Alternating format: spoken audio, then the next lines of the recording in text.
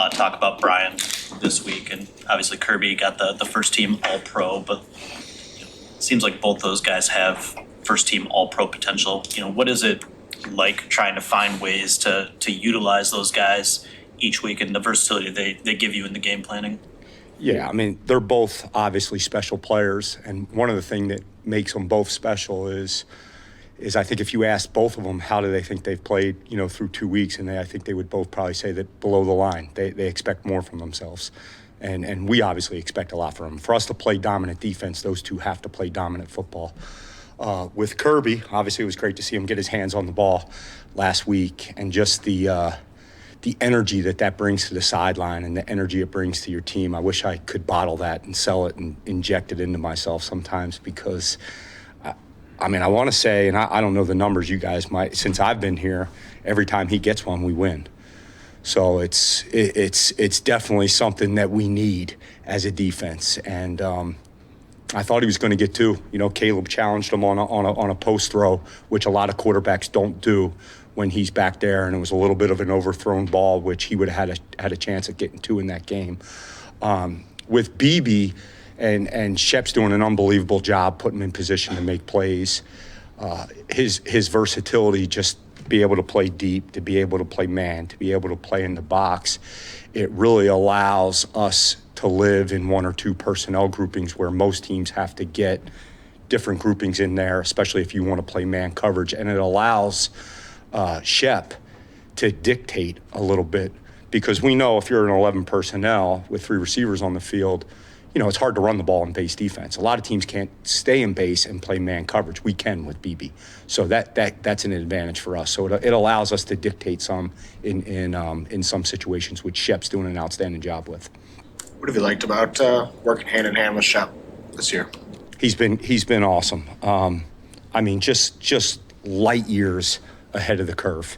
I think he's been coaching for 5 years, but it's you spend 10, 15 minutes with him, it's so easy to see why he's excelled and why he's climbed so fast in this league. And he's probably not going to be done just a defensive coordinator. He's very organized. He holds everybody accountable, whether you're the 53rd guy on the roster or you're Aiden Hutchinson, Brian Branch, Anzalone. He holds a coach. Why is he doing this? How are we coaching this?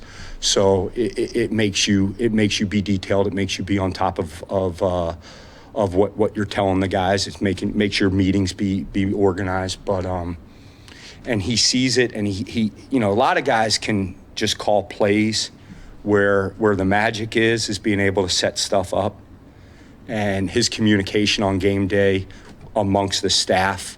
Hey, what are you guys seeing? What do you think about if I go here? And giving the players a heads up on the sideline. Hey, my next third down, I might be going here, which allows those guys to play a little bit faster. I think it's been outstanding.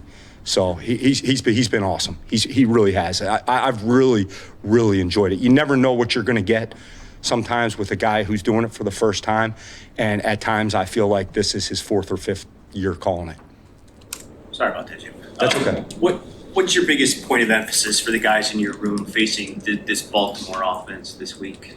Yeah, it's hard. They're a good offense, obviously, and the thing that makes it the hardest is they really can deploy 4 different offenses on you. They can go quarterback under center, and it's normal NFL ball where you're getting runs, play action shots, boots, right? They can get in gun, and now you got normal drop back pass game, and you got all the quarterback read zone, conflict run game. They can go big and try to test your toughness. And then maybe the hardest stuff is the off-schedule plays, that Lamar can create and buy time. So they're dangerous, and they got a lot of weapons, and the quarterback's a dynamic player. So we got to play great team defense. We got to take the ball away when the opportunities are presented to ourselves. We can't allow explosive plays, and we have to do a great job in the run game. That's where they get people on their heels. So, but it's a challenge because of all the different things that they can do to you offensively. Your room got a little bit of a post-camp revamping with some new names. I'm curious about Thomas Harper. It's a guy that the team has under control for 2 years, so there's maybe a little bit bigger window picture with him. Played a little bit as a rookie, seems versatile. What have been your early impressions of Thomas? Yeah, I didn't know much about him, and I'm glad we have him. I think I told Dan that 2 days ago, just watching him run around on the practice field. Very athletic, can track the deep ball, has some man coverage ability. He started out as a nickel in college. He hasn't played a ton of football. So there's he's not even close to scratching the surface as far as his development. But he's got natural instincts in the pass game. So I'm excited.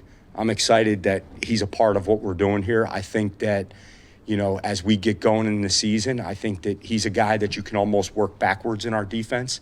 Like, he's a guy that you probably start in some of the sub stuff, some of the nickel, 2nd and 7+, third down, and then you work him backwards into base just because of some of the stuff he can do coverage-wise. But great addition. I'm excited about him. You had those 2 years in college at Northwestern, then came back to the NFL. What have you enjoyed about being back in this league and working with professionals? I like the fact that in pro ball, it's all ball. And especially here in this building with Dan, there's zero drama. It's all football. And if you come in, you work hard, you do your job, you're good. You know what I mean? I mean, obviously you got to perform at a high level as a coach, but there's just a lot of different hats that you're wearing in college football, and just the current landscape of that wasn't really for me. So I did my 2-year hiatus. I'm glad to be back in NFL football. I was probably out of my mind, and my wife probably knew it when I took the job, but I tried to do the right thing for my kids. I really did. I was like, hey, I'll go to college football and let the kids get through high school, instead of being on this rat race sometimes in the NFL where you could be every 2-3 years you're moving to a different state or a different city. So, but Players don't talk about their injuries because they're all going through something, and what's the point? But I'm just curious. Kirby's been in and out of the practice lineup with the knee. Can you just give us a sense of what he's pushing through right now to be available? He's fighting through some stuff, and I give him a lot of credit. And it's more just him warming up the proper way, and once he gets there, he's good to go. So we're just being smart, but he's being a pro about it, and he's taking care of himself. So he's good. He'll be good. But he is fighting through some stuff. Last summer, when we talked to you, you mentioned how Kyle Hamilton was kind of be the model for what you wanted Brian to look like in year 2. Do you still kind of use other safeties around the league as inspiration? I think so. I said Kyle Hamilton was the model for BB? Yeah. I can't. So. Did I? No, they're both great. I usually don't like to compare players. I don't remember saying that. I think they're both dominant players in this league. I mean, you start talking about the best safeties in the league. His name comes up. Kirby's name's coming up. Brian Branch's name's coming up. I think that what is unique about Brian and Kyle is their versatility, their ability to play man coverage, their ability to blitz, their ability to play deep. So that, there's not a lot of guys in the league that can do everything, and those are 2 of the guys that can. So I think BB's ability to play man coverage on receivers is what separates him and makes him really special.